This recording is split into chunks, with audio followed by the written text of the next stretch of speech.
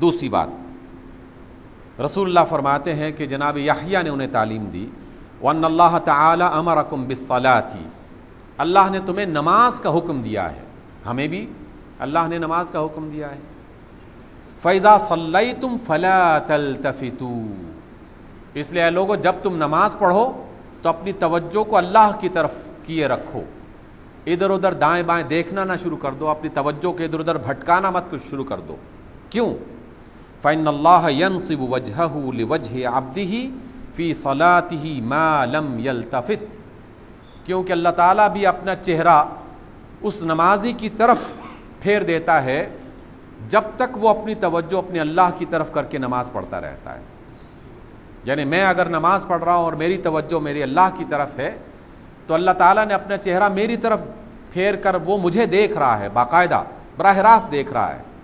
اس نے اپنی پوری توجہ میری طرف کر رکھی ہے، آپ کی طرف کر رکھی ہے جو بھی نمازی ہے۔ اور اللہ کی توجہ بندے کی طرف اس وقت تک رہتی ہے جب تک بندے کی توجہ اللہ کی طرف رہتی ہے، اور اگر بندہ ادھر ادھر دیکھنا شروع کر دے، کپڑے درست کرنا شروع کر دے، بال کھجانا شروع کر دے، خیالات کاروباروں میں ادھر ادھر گھومنا شروع کر دے، اور باوجود تمام تر تعلیم کے اور جاننے کے وہ بالکل توجہ ہی نہ کرے اور اپنی توجہ کو واپس پلٹانے کی کوشش نہ کرے، تو اللہ تعالیٰ کو بھی پھر ایسے نمازی کی کوئی ضرورت اور حاجت نہیں رہتی۔ اللہ تعالیٰ بھی پھر کہتا ہے چلو ٹھیک ہے، تمہارا خیال کہیں اور ہے تو ہمارا بھی خیال کہیں اور ہے، ہم بھی تمہاری طرف رحمت کی نظر سے نہیں دیکھیں گے۔ اللہ تعالیٰ بھی پھر اپنا چہرہ جو ہے وہ پھیر لیتا ہے۔ تو یہ بندہ کہ جس نے نماز پڑھی، وضو کیا، وقت بھی لگایا اور ساری محنت بھی کی اور اللہ کا چہرہ اس کی طرف نہ رہا، تو نماز کا تو پھر کوئی فائدہ نہ رہا، افادیت ختم ہو گئی۔ پھر رسول اللہ فرماتے ہیں صلی اللہ علیہ وسلم کہ جناب یحییٰ نے بنی اسرائیل سے یہ کہا، وَأَمَرَكُمْ بِالصِّيَامِ، اللہ نے تمہیں روزہ رکھنے کا حکم دیا ہے۔ فرمایا کہ فَإِنَّ مَثَلَ ذَلِكَ كَمَثَلِ رَجُلٍ فِي عِصَابَةٍ مَعَهُ سُرَّةٌ فِيهَا مِسْكٌ، تمہیں روزے کا حکم دیا ہے، اور روزے دار کی مثال ایسی ہے کہ جیسے کسی مجلس میں ایک شخص ایسا بیٹھا ہوا ہے جس کے پاس مشک و عنبر کی ایک پوٹلی ہے جس میں خوشبو ہے، اس کے پاس خوشبو کی ایک پوٹلی ہے اور خوشبو اس کے پاس ہے، اور اس بندے سے خوشبو پوری مجلس میں پھیل رہی ہے۔ اور ہم اسے تصور کر سکتے ہیں کہ کسی مجلس میں آپ جائیں اور کوئی بندہ جو ہے وہ خوشبو پھیلا رہا ہے یا کسی بندے کے قریب سے خوشبو آ رہی ہے، تو مجلس میں بیٹھنے والا ہر آدمی خوشی محسوس کرے گا اور اس شخص کے بارے میں ایک اچھا خیال اپنے ذہن میں لائے گا کہ کتنا اچھا آدمی ہے کہ اس کے پاس سے خوشبو آ رہی ہے۔ تو اللہ کے رسول فرماتے ہیں کہ جناب یحییٰ کو اللہ تعالیٰ نے فرمایا کہ جو شخص روزے دار ہوتا ہے اس کے منہ کی باس، اس کے منہ میں سے جو ایک خاص طرح کی بو آتی ہے سارا دن بھوکا رہنے کی وجہ سے، اللہ تعالیٰ کو اس کی یہ باس مشک و عنبر سے زیادہ عزیز ہے، زیادہ اچھی لگتی ہے۔ اور جس طرح ہم اس آدمی سے خوش ہوتے ہیں جس کے پاس خوشبو ہو مجلس میں،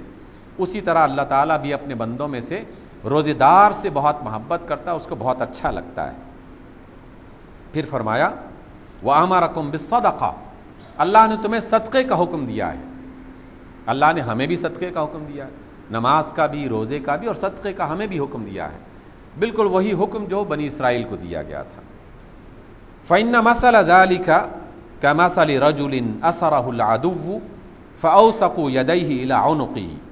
وَقَدَّمُوهُ لِيَضْرِبُوا عُنُقَهُ،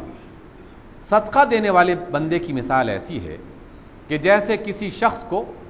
اس کے دشمنوں نے پکڑ لیا ہو اور اس کے ہاتھوں کو اس کی گردن کے ساتھ باندھ دیا ہو اور پھر اسے لے چلے ہوں کسی ایسی جگہ پر کہ جہاں اس کی گردن اڑانی ہو۔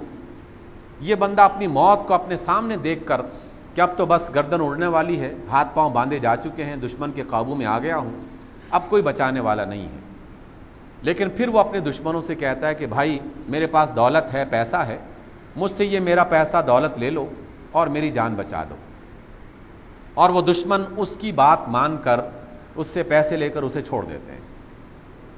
تو اللہ کے رسول فرماتے ہیں کہ اللہ تعالیٰ نے بھی یہی بات فرمائی کہ جو شخص صدقہ کرتا ہے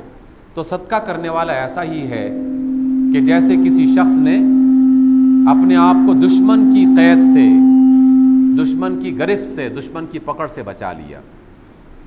اب دشمن اسے قتل کرنے والے تھے، لیکن اس نے صدقے کے ذریعے سے اپنی جان بچا لی۔ اسی طریقے سے ہم بھی دنیا کی مصیبتوں سے اپنے آپ کو بچانا چاہتے ہیں تو اللہ کے راستے میں اللہ کے بندوں پر صدقہ کیا جائے اور ان پر خرچ کیا جائے۔ یہ اللہ کا وعدہ ہے ہم سے کہ وہ مصیبتوں سے انسانوں کو چھڑانے کی بات کر رہا ہے، وعدہ کرتا ہے کہ میں صدقہ دینے والے کو مصیبتوں سے بچا لوں گا اور کوئی نہ کوئی بندوبست راستہ نکلنے کا بتا دوں گا جس سے مصیبتیں اس کی ختم ہو جائیں گی۔ پھر رسول اللہ صلی اللہ علیہ وسلم فرماتے ہیں وَأَمَرَكُمْ أَن تَذْكُرُوا اللَّهَ، اور اللہ نے تمہیں حکم دیا ہے کہ تم اللہ کا ذکر کرتے رہو، یعنی اللہ کو یاد کرتے رہو، نام کی صورت میں بھی، کام کی صورت میں بھی، زبان کی حالت میں بھی کہ ہمیشہ الحمدللہ، اللہ اکبر، سبحان اللہ، اور اس طرح کے کلمات اپنی زبان سے مختلف موقعوں پر دہراتے رہیں تاکہ زبان پر اللہ کا ذکر جاری رہے۔ اور اپنے عمل کی صورت میں بھی جہاں کوئی کام کرنا ہو تو اللہ کو یاد کر لیا جائے کہ کیا اللہ کو یہ کام پسند ہے، اگر پسند ہے تو ہم نے گویا اللہ کو یاد کر لیا اور اس کام کو ادا کر لیا، اور کام کرتے وقت سوچ لیا کہ نہیں اللہ کو یہ بات پسند نہیں ہے اور پھر کام کو چھوڑ دیا، اس غلط کام کو چھوڑ دیا، تو گویا ہم نے پھر اللہ کو یاد کر لیا اور کہا کہ اللہ ہم نے یہ کام صرف تیرے لیے چھوڑا ہے، وگرنہ فائدہ تو اس میں سے مل رہا تھا مجھے، لیکن تجھے یہ کام چونکہ پسند نہیں ہے اس وجہ سے میں نے یہ کام چھوڑ دیا ہے۔ گویا کہ ہم نے اللہ کو پھر یاد رکھا۔ اب رسول اللہ فرماتے ہیں کہ اللہ کو یاد کرنے والے کو کیا ملے گا؟ فرمایا گیا کہ فَإِنَّ مَثَلَ ذَلِكَ كَمَثَلِ رَجُلٍ خَرَجَ الْعَدُوُّ فِي أَثَرِهِ سِرَاعًا، اللہ کے ذکر کرنے والے بندے کی مثال ایسی ہے کہ جیسے کوئی شخص اپنے گھر سے نکلا اور اس کے نکلتے ہی اس کا دشمن اس کا پیچھا کرنا شروع کر دیتا ہے۔ اس بندے کو پتہ چل جاتا ہے کہ دشمن میرا پیچھا کر رہا ہے اور میں اب پکڑا جاؤں گا، اب یہ بھاگنا شروع کر دیتا ہے۔ وہ دشمن بھی بہت تیزی کے ساتھ اس کی طرف لپک رہا ہے تاکہ اس کو پکڑ لے، اپنے قابو میں کر لے، اور یہ بندہ اس سے بچنے کے لیے بھاگ رہا ہے، اور بھاگتے بھاگتے حتی اتی علی حصن حصین فاحرز نفسہ منہ، اچانک اسے ایک بہت ہی مضبوط قسم کا قلعہ نظر آتا ہے اور وہ قلعے میں داخل ہو جاتا ہے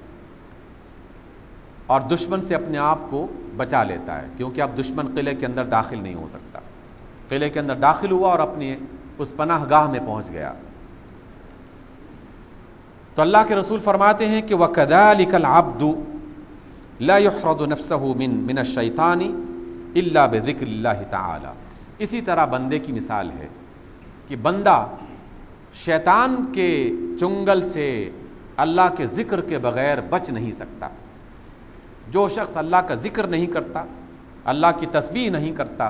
اللہ کو یاد نہیں کرتا رہتا، وہ شیطان کے چنگل سے بچ نہیں سکے گا، کیونکہ شیطان دشمن کی طرح ہمیشہ اس کے پیچھے لگا ہوا ہے اور وہ ہر وقت اس طاق میں رہتا ہے کہ کب یہ بندہ میرے قابو میں آئے اور میں اسے اپنی گرفت میں لے کر اس کو تباہ و برباد کر دوں۔ لیکن جو اللہ کا ذکر کرتا رہتا ہے، لا حول ولا قوت الا باللہ العلی العظیم پڑھتا رہتا ہے،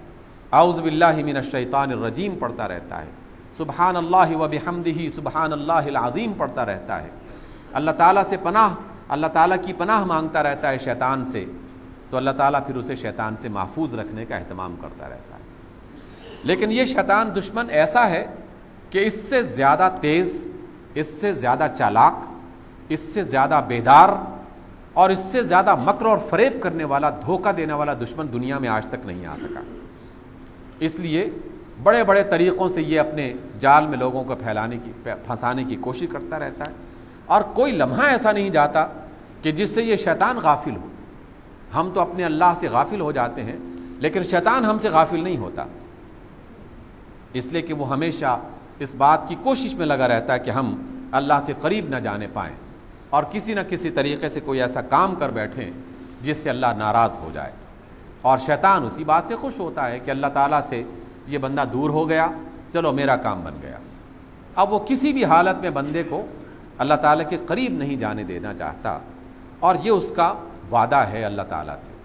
اللہ تعالیٰ کے سامنے اس نے چیلنج کی صورت میں یہ بات کہی تھی علل اعلان، ڈنکے کی چوٹ پہ یہ بات کہی تھی. کوئی چھپ کے یہ بات نہیں کی تھی میں اپنے دل میں رکھا ہوا ہے، سب کے سامنے اعلانیہ کہا کہ میں تیرے بندے کو چھوڑوں گا نہیں. اس کو دائیں بائیں سے، آگے پیچھے سے، اوپر نیچے سے، جب بھی مجھے موقع ملا میں تیرے بندے کو چھوڑوں گا نہیں اور تیرے قریب نہیں آنے دوں گا. اللہ نے بھی کہا کہ ٹھیک ہے جاؤ کوشش کر لو، میں تمہیں تمہاری تمام صلاحیتیں دیتا ہوں، لیکن جو میرا بندہ ہوگا وہ تیری بات نہیں مانے گا. جو میرا بندہ ہوگا، جو اللہ کا بندہ ہوگا، وہ تیری بات نہیں مانے گا.